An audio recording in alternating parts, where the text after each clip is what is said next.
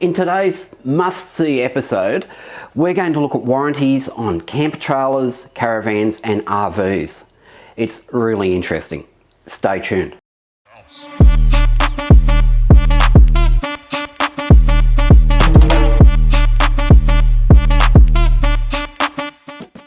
Hey guys, my name's Daryl. Welcome to the channel. Now, recently I did a couple of videos on the items that I was interested in at our major caravan and camping show here.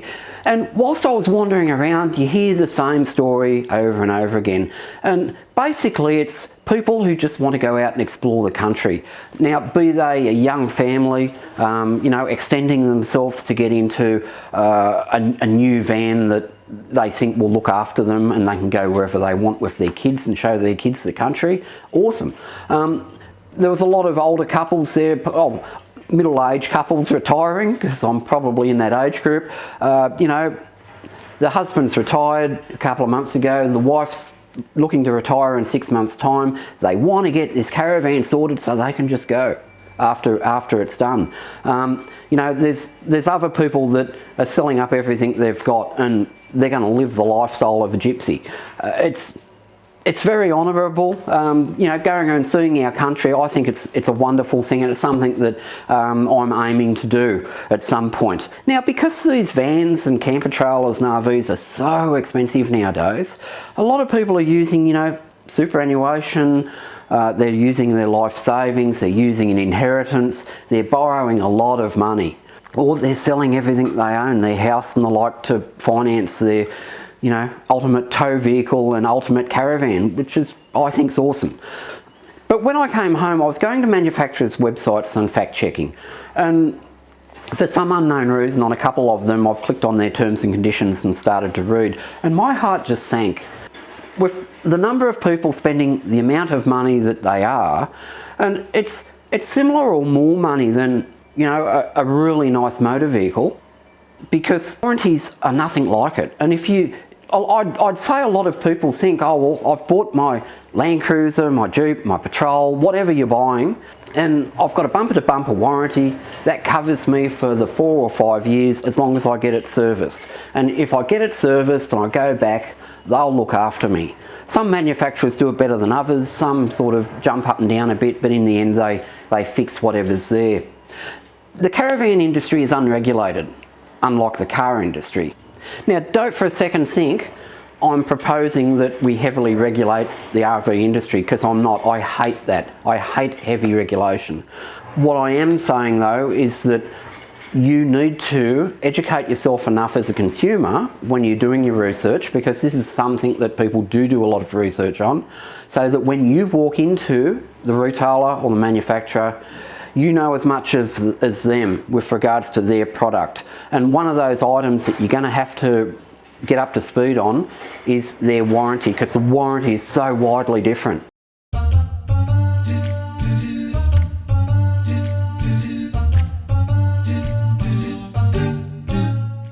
Now today I thought we'd go through some bullet points of the major items that you see in these terms and conditions that surprised me. There's a lot of them in these terms and conditions that are fair and reasonable, but there's some items that surprised me.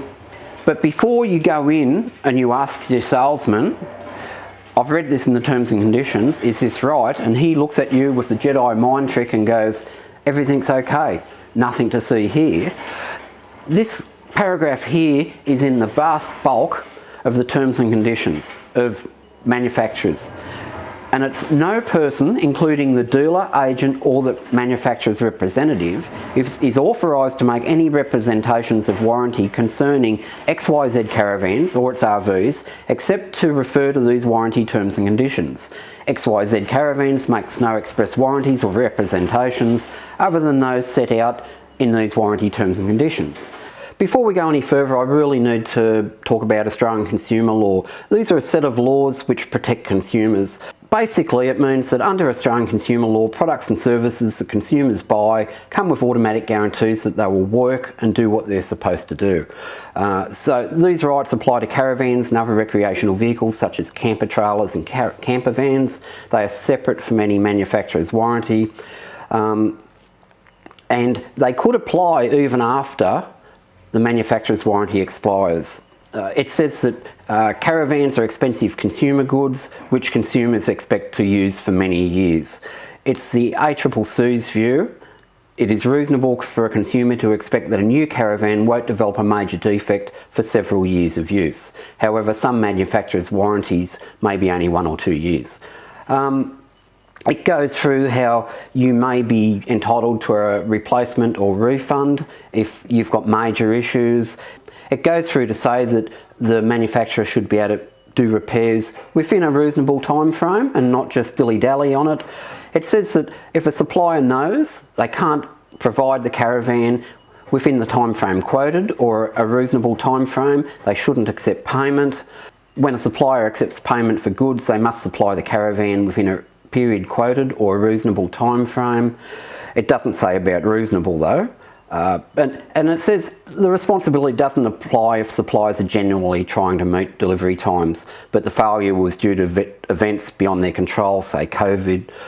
The business used reasonable care or caution to avoid the failure. Suppliers are expected to be proactive and accurate in communicating any delivery delays to consumers. The same applies to any delays to repairs. And it says that suppliers must not engage in bad behaviour. This means avoiding behaviour that may be considered harsh, oppressive, beyond hard commercial bargaining. This responsibility also applies to manufacturers and their engagement with suppliers, and suppliers must be honest and truthful.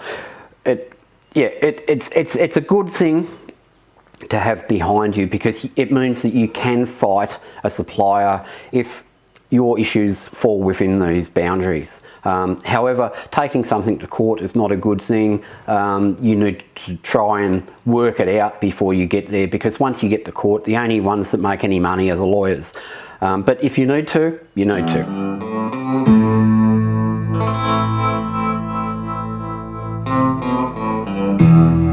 Now, for warranty categories, you could have up to 3 different warranties on a caravan or camper van. With a motor vehicle, you get 1, it's bumper to bumper, less consumables. So tyres and batteries they don't cover, most other things they'll fix for you. With caravans, you'll have a structural warranty. And this manufacturer's written it quite well. It covers major damages such as chassis and drawbar fatigue damage, walls falling apart or the roof caving in. I did find one where the structural warranty covered the drawbar and the chassis. That was it. They mentioned nothing else. Then you'll have a general warranty which covers things like water leaks, cracks in ply bench tops, etc. Now the third item are warranty items that the caravan manufacturer do not manufacture and just buy in. And what they'll do is in your handover you'll have a whole pile of warranty documents for third-party parts. And this manufacturer's listed the third-party parts that they don't warrant themselves. And there's cooking appliances, range hood, microwave oven, hot water service, refrigerator, air conditioner, toilet, window blades, TV, stereo speakers and other electronic devices, tablets, satellites, suspension components, tyres, batteries, battery management systems, solar panels, etc. All of those items, if there's a warranty issue, you'll have to go and deal with that manufacturer direct. I presume on some manufacturers they will be the person in the middle, that they'll deal with those people and then tell you if you'll get a warranty claim. But some of the manufacturers will just point you away from them and go, not our problem, we didn't make it. You've got a warranty book, you should have, filled it in and everything. Go directly to them. Now, with replacement parts for warranty, on basically all of the warranty terms and conditions that I could find, if they have to replace a part, they can be new, used or refurbished parts at the manufacturer's or retailer's options, which means that you may get like for like, but they may also put in a used part, and refurbished parts could be something that's been tested. So it's like, oh yeah, that works, we'll give it a clean, it's refurbished, back in the thing. Whereas on a motor vehicle, you'd have a new part put in, you wouldn't have a used or refurbished part. But as a caravan, they can. Replacement parts are not required to be identical to the original. These replacements may be similar and will be determined by the manufacturer, repairer availability. So if the manufacturer, the retailer, or that part that they need to replace isn't available, they can just substitute something else which will do the job. And it doesn't mean that it's the same quality, it can be similar quality. So if, let's say it was a mattress, they could put in a far cheaper mattress than what you may have originally in the van, and you'll have no say in it. They also say that alleged defects of goods is in fact not a defect because it is within acceptable industry variances. This includes doors and drawers needing adjusting after 12 months due to normal wear of the goods. I really dislike that part. So what they're saying is they can point at anything that's wrong and go, that's within industry standards. So basically this is saying they're all crap, that's just how it is. The whole industry standards thing, I don't like at all, because it just gives them leeway to just say, oh well, all caravans do that, that's just how it is. One thing that has brought up is damage to the RV caused by deterioration of external sealants due to lack of maintenance will not be covered by this warranty. Note, owners are responsible for ensuring sealants are checked annually as part of the regular servicing of the RV. So most vans, camper trailers or the like, if they have rigid panels that join with a cover strip over them, or they've got hatches or windows or anything like that, they'll use some sort of sealant to seal them and make them watertight. What this is saying is that those sealants deteriorate, and every 12 months you should be checking the sealants. But if it leaks, it's on you. So be very, very careful with some of this stuff. Now, another paragraph is this warranty does not extend to reimbursement of costs for accommodation, workshop time, fuel, food, beverage, income loss, insurances or registration costs claimed as incurred in the cost of towing the RV to a repairer for servicing or repairs or for an extended time. So if you're on a trip or if you're living in it full time, once you drop it off, it's up to you. It's not their concern. I do know that with some insurances you do get some accommodation costs though, but not for your warranty. So following on from that, if something goes wrong, where can you get your caravan fixed? Well, some manufacturers have a back to base warranty where you have to take it back to their manufacturing facility. That's on you, not them.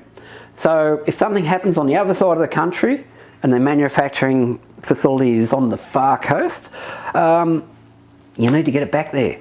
So how you get it back there is your problem, not their problem. Some manufacturers have dealerships around the country where you can take it to and they'll look after it from there, like a car dealer. But other manufacturers have either back to base or you can use a third-party repairer. Some have approved repairers where I presume the repairer works in with them. Others want you to get a quote, and I wouldn't be surprised if they want more than one quote. They want you to send it to them and then they approve it, you pay for it, and then they pay you.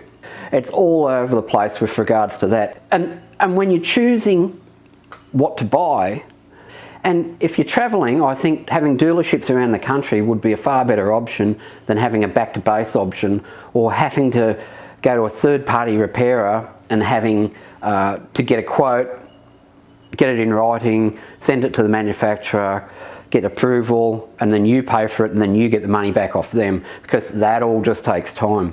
So something else to look at there.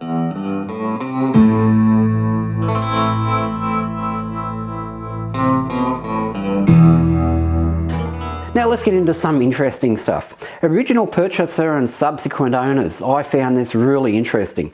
If you buy a car and you decide to sell it for whatever reason during the warranty period, the warranty just goes to the next person. And most normal people buying a caravan would think that this works. No, it doesn't. I'll read out this one. This is where it doesn't. Warranty only applies to the original buyer from the original date of purchase, collection date. This warranty is not transferable or deferrable in any way. Once sold or otherwise disposed of by the original purchaser to any third party, all warranties become null and void, and the original purchaser shall make no claims or be eligible for any claims on behalf of the new owners. Now, I perceive with that your appliances where you've got third party warranties, they'd still be okay.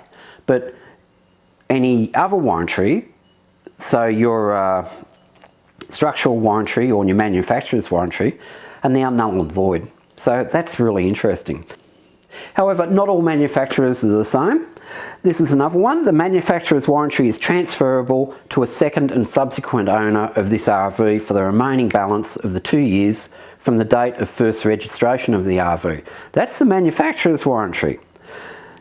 And if you've got a hybrid with a lifting roof, the original manual roof lifting winch installed in a XYZ camper trailer carries a lifetime warranty for the original purchaser only and is not transferable to the subsequent owner.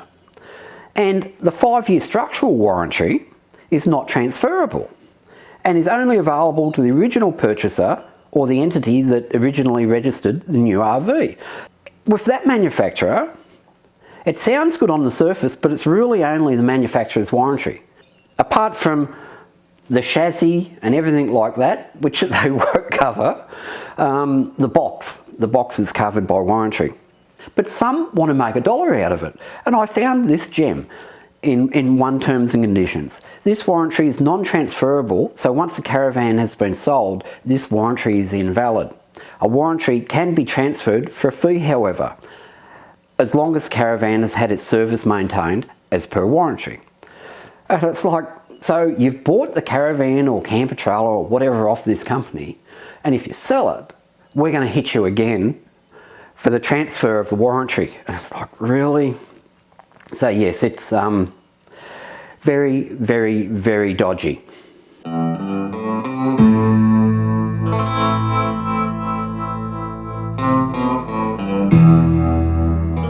Full-time living. Now, this is a really interesting one, and this could affect a lot of people that do a 12-month or 18-month trip. Our caravans have been designed for recreational use and are not for permanent residential purposes. When used for permanent living, premature wear and tear is increased, and therefore no claims can be made under this warranty when used for this purpose. So what is full-time living? Because none of them clarify it. Is it 6 months of living full-time? Is it 12 months? If it's 18 months? That's one you really need to get some clarification of in writing if you're going to do this thing. Because if you're going to do a lap of Australia and you're away for 12 or 18 months, does that mean that your warranty is null and void because you're living in it full-time? And at the end of the day, a caravan or camper trailer is to live in, but what they're saying is it's to live in every now and then, not all the time. You have to laugh at this.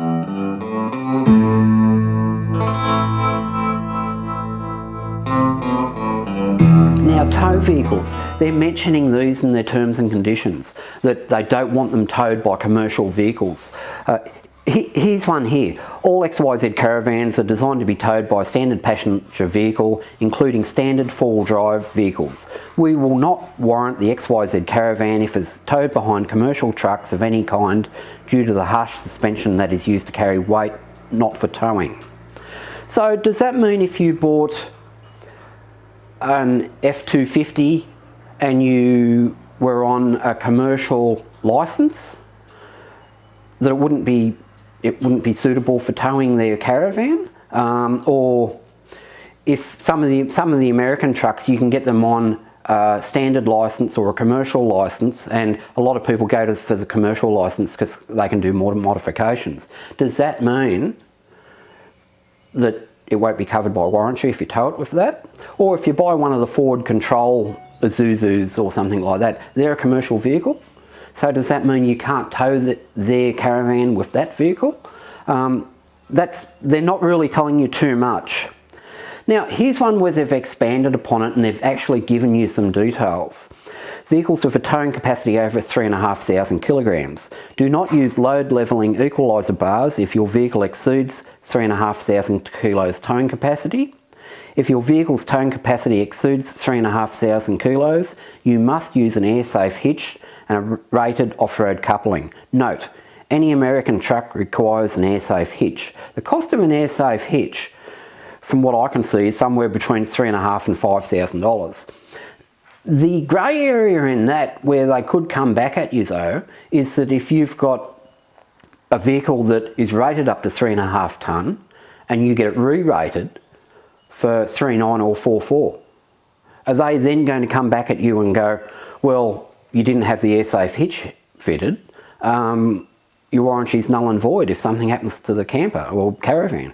That's something that a lot of people could have issues with. I'd be really worried about that. At least the one that expands upon it gives you an option. It's not a cheap option, but at least they say that, well, if you've got one of these types of vehicles, you need to just fit one of these hitches. So something to be aware of. When you start to look at a lot of these vans, they look as though you could take them almost anywhere. They're perched up on the tops of their chassis, they've got massive wheels and tyres, really good suspension systems, and it's like, this thing will follow me anywhere. But according to their warranty, they put constraints on it. I'll read one out here, and this covers a manufacturer that sells semi-off-road and off-road caravans. XYZ caravans sold as off-road and semi-off-road are designed and constructed to give added strength and ground clearance for limited unsealed road usage. Gas venting regulations and other construction restraints limit the effectiveness of these caravans against dust and water penetration, and we'll talk about that in a moment. Under no circumstances should XYZ caravans be subject to water crossing at or above chassis level. XYZ caravans, like most caravans, will not withstand hard impacts or heavy landings or heavily creviced tracks. XYZ caravans are not designed for use on four-wheel drive tracks and therefore should not be used on any four-wheel drive tracks at all. The best and safest policy may be to leave your RV at a base camp and explore the rough areas with your tow vehicle alone. Well, that's fair and reasonable, but they don't portray that in their advertising. Warranty claims arising out of harsh off-road usage may be declined by us on the grounds of excessive wear and tear, abuse, misuse or neglect. This may include any warranty claim arising out of impact or stone damage to body, chassis or running gear, soiling of fabrics and soft furnishings, any damage caused by water ingress through creeks and river crossings, damage caused by excessive movement, impact, vibration and dislodgement. That's a bit of a worry. Usage on rough and corrugated roads. Inadequate or inappropriate tyre pressure maintenance. At all times we strongly recommend towing at an appropriate and safe speed according to road and weather conditions, with extra care and attention required on rough surfaces. Some of that is fair and reasonable. The damage caused by excessive movement, impact, vibration and dislodgement. If you're going to do the Gibb River Road in Australia or Cape York, corrugations are pretty horrendous, and if you have a door fall off or something inside, they're not going to cover it. So the tough as nails off-road caravan may not be as tough as nails according to their warranty conditions. Now there's some new gas regulations that have come out, and they're alluding to it here, that gas venting regulations and other construction restraints limit the effectiveness of these caravans against dust and water penetration, but they're also paralleling that to soiling of fabrics and soft furnishings won't be covered by warranty. And it's okay if you're just using it, you know, for a short period on the dirt road, but if you're in the red centre of Australia with that red dirt, I would hate to see at the end of the day what the inside of some of these vans could end up like. I was watching a video the other week where a YouTuber got a new van, and what they'd done to comply with these regulations was under the bed they had a massive hole in the floor that you could see inside the chassis rails and out to the road. And he made the comment that, you know, he didn't know what to do with it. It was needed for the regulations, but he also made a comment that a higher quality manufacturer are using screw-in sail hatch fittings to comply when you're using the inside cooking and the like, but when you're on a dirt road you can screw them in and you're not getting that dust or water ingress that you would with the big hole in the floor. Now the cynic in me, because dust and water ingress are a real problem with caravans and camper trailers in general, it's like, well, we've got an out now with this gas regulation, so let's put a sizable hole somewhere in the floor. No one can say anything because we need it for the regulations, but we also don't need to now comply with having a dustless fan. And the problem with the big hole in the floor is that if you put a positive ventilation system in the roof, it's like getting a plastic bag. And if you get a plastic bag and put a small hole in it, you can still blow the plastic bag up. But if you put a larger hole in it, you can't blow the plastic bag up at all because all the air comes out through the hole. And it's the same with caravans. If you put a positive pressure fan in the roof and you've got a large hole under the bed, all the air will just siphon out through there. And what you're really after is the cabin to pressurise, and any small holes anywhere in a seal or the like, the air will just push out there and stop any dust coming into the van. So that's something to look at if you're looking at new vans. Have a look at how they've got around these new gas regulations with venting to the outside. Now, as you can see from today with the topics we've gone through, you really need to read your terms and conditions before you sign anything, before you put any money down, no matter what the deal is at that point of time, because the deal will be there the next day. Mark my words, even if it's a show special, if they want your money, they will give you 24 hours or 48 hours to read through the terms and conditions. And if they don't give you the terms and conditions because of whatever excuse, walk. Go to that other van or camper trailer or camper van that you're looking at. Talk to them. See if they'll give them to you. But compare warranty terms and conditions. Make sure you're comfortable with them. At sales time, that's the time when you've got maximum leverage against the manufacturer. And if there's something in there that you want clarification on, like full-time living or things like that, see if you can get it in writing, the clarification attached to the warranty terms and conditions. Because after the fact, when something happens, you've got no leverage at all. You're at the mercy of the manufacturer pointing at the terms and conditions going, oh look, just read here. I hope that's helped someone today in their research, and you'll now go and read through someone's warranty terms and conditions when you're comparing. I just felt really bad for a lot of people at the caravan show after I started to read through multiple manufacturers' terms and conditions. It's just something you need to be educated and aware of. You can make your own call whether you're comfortable on these things or not. But for that's it for today. I hope you've enjoyed it, and we'll see you next time. Bye now.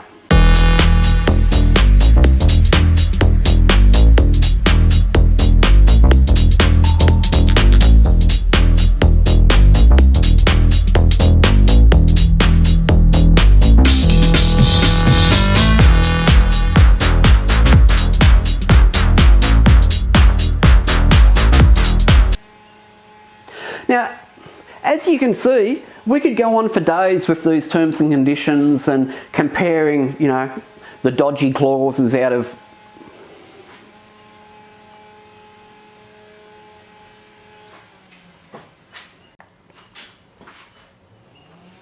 As you can see, by going through those bullet points today, I think they're the major ones. There's others. As you can see, going through those bullet points today, I think they're the major ones you probably need clarification on or, brought up to speed on. As you can see, going through those bullet points today, there's some areas of concern that, you may want to think if you're comfortable with taking the risk or not. And by all means, make sure before you pay any money or sign any document that you get a copy of the terms and conditions, and if they won't give it to you, just use your feet and go to the other caravan that you're looking at and see if they'll do it. And if they'll all give you the terms and conditions, read through them, compare them like you're looking at the interior of your van, which is the best one, which is which makes you feel more comfortable and you can sleep at night. If you need clarification, don't be afraid to ask if you can get it in writing, the clarification on any of them, because at sale time,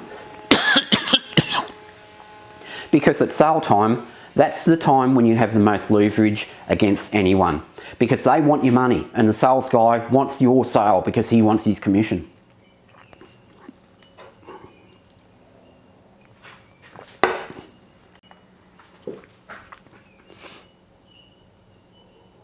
As you can see, going through these bullet points that we've gone through today, you need to go through the warranty terms and conditions. And my suggestion to you is, if it was me, I'd ask for the warranty terms and conditions so I could read over for 24 hours before I put pen to paper on anything or paid any money whatsoever. It's the time when you have the most leverage, and after the fact, when something's happened and you go and you tell them your problems, if they want to be difficult, they can just point at the terms and conditions and go, well, read here. But if you need clarification on, you know, full-time living or tow vehicles or anything like that, the time to get clarification is at sale time. So don't be afraid to ask. The answer can only be no. And if the answer is no, you need to work out whether, you know, I'll just walk over to this other one, ask the same questions. The answers could be different, but you need everything in writing, as we've gone through. Don't just take someone's word for gospel, whoever they are, because you've seen the paragraphs stating that verbals don't mean anything.